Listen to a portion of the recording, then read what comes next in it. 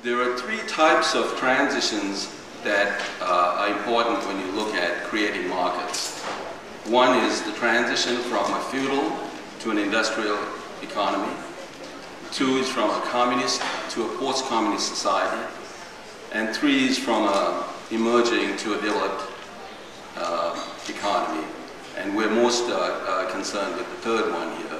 But these analyses apply equally as well in other areas.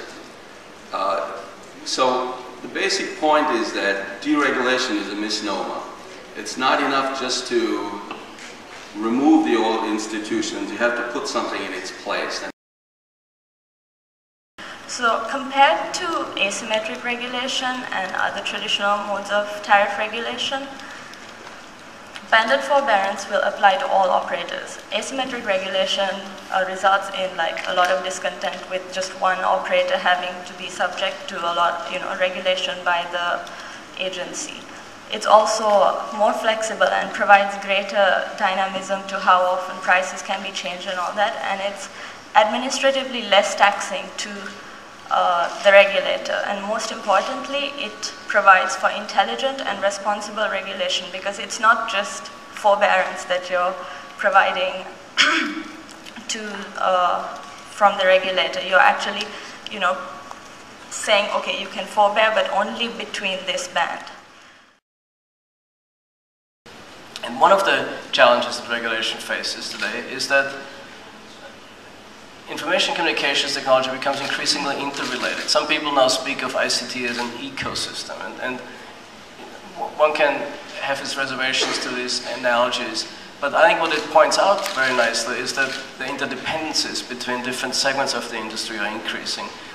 The differentiation of what we see in that industry is increasing, and that very often regulation cannot fully anticipate its consequences on when it adapts measures, how the system will respond to those measures. And so regulation to a certain degree has to become more adaptive.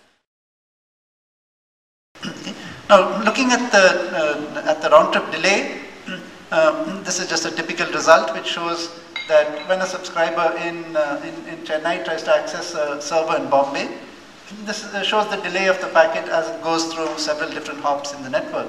Now, on the left half of the graph, we have the routers in one operator, and on the right half in another operator. Now, we all know that MNP has got costs.